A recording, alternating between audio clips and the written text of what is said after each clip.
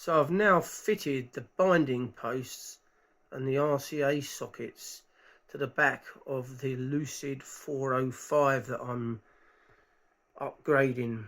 I've still got to fit the IEC plug there, or should I say socket, and I've got to make a bit of metal to go over it because the hole's too big.